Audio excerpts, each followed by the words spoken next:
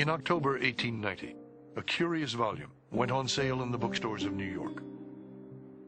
Called How the Other Half Lives, it had been written by a 41-year-old Danish-born police reporter named Jacob Riis. It would change forever the way people thought about the city. Riis had come to New York in 1870, when he was just 21, with $40 in his pocket. The money soon ran out, and he had learned firsthand what immigrant life could be like in the sprawling metropolis. Homeless, often hungry, and out of work, he had drifted into the crime-infested world of the 5 Points slum, dozing on the cold, filthy floors of police lodging houses. More than once, he considered killing himself.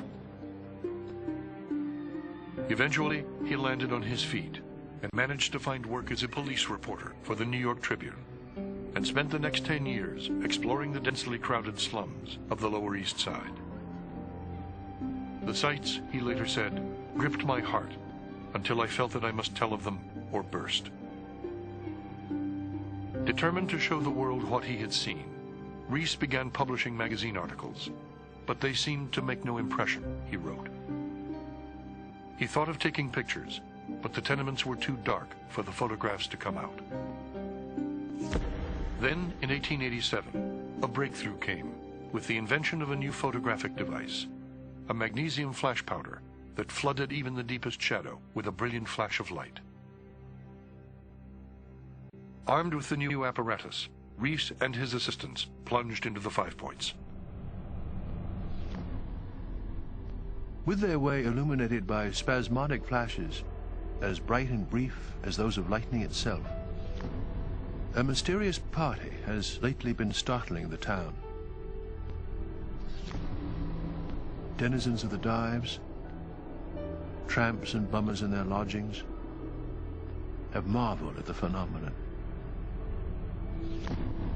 What they saw was 3 or 4 figures in the gloom, a ghostly tripod, some weird and uncanny movements, the blinding flash, and then the patter of retreating footsteps, and the mysterious visitors were gone. The New York Sun, February 12, 1888. They would go into places, especially at night, with the brand new flash powder attachment and surprise people, sleepers in these kind of collective sleeping rooms, or drinkers in these rot gut saloons.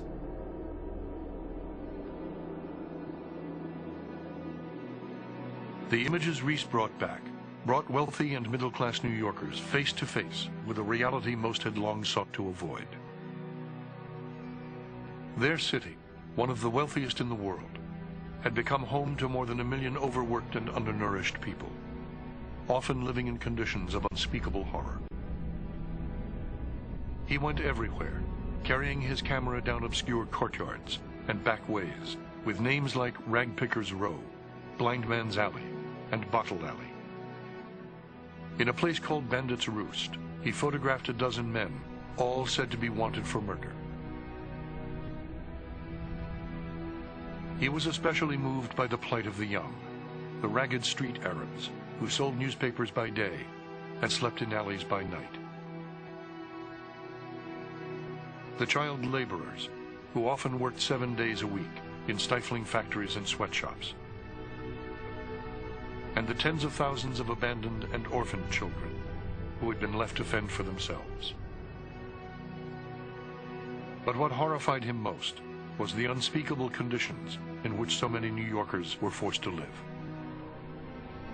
You have a vast influx of new immigrant groups, so that whereas in 1860 it was essentially a city of small homes, by 1900 the most crowded neighborhoods in the world are in New York City, especially on the Lower East Side, but also in East Harlem. You have the rise of tenement housing, which is really worse than anything that was ever seen in the United States. And it's probably about as bad as anything that's ever been put up anywhere in the world. A tenement, briefly defined, is simply a building that concentrates as many people into as little space as possible, with the lowest overhead costs for the landlord.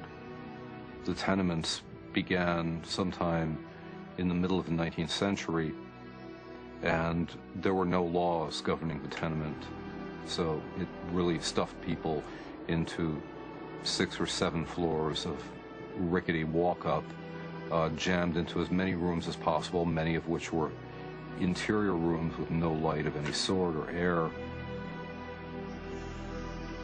I went up the dark stairs in one of those tenements, and there I trod upon a baby. It is the regular means of introduction in the old dark houses, but I was never able to get used to it. I photographed the baby, standing with its back against the public sink, in a pool of filth that overflowed on the floor. I do not marvel that 1 in 5 children in the rear tenement, into which the sunlight never comes, was killed by the house. It seems strange, rather, that any survived. Jacob Riis. Many of the tenements were life-threatening, literally. That is to say that the threat of disease, infectious bacterial diseases like dysentery, for example, was always there, and epidemics could spread rapidly. The high death rate, the high sickness rate.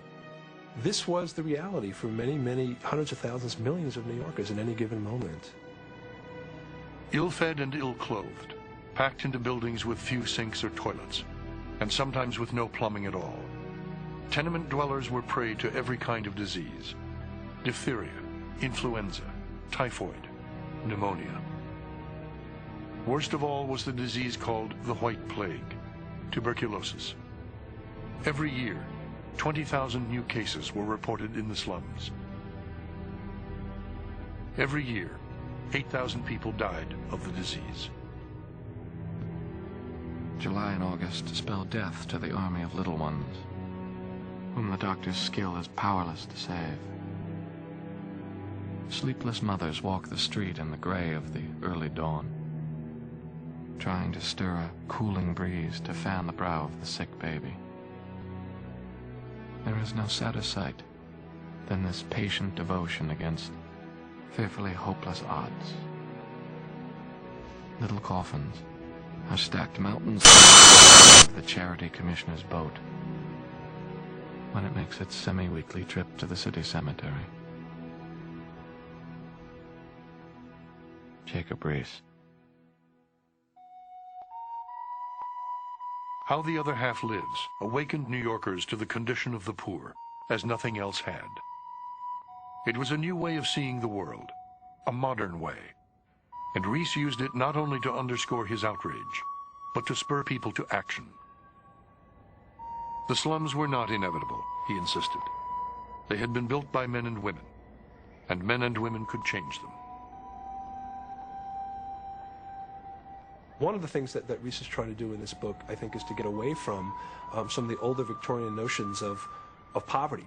Why are some people poor? Why do some people live in such terrible conditions? And his answer is more along the lines of a modern sort of environmental view of poverty.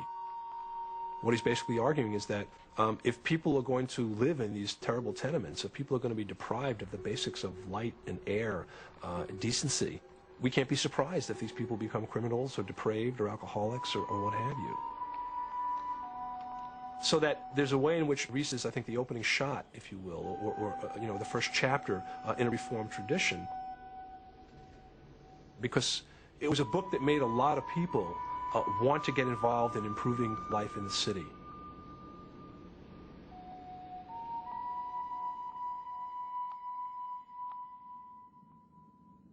Not long after the book was published, New York's energetic young civil service commissioner, Theodore Roosevelt, called on Riis at his office on Printing House Square.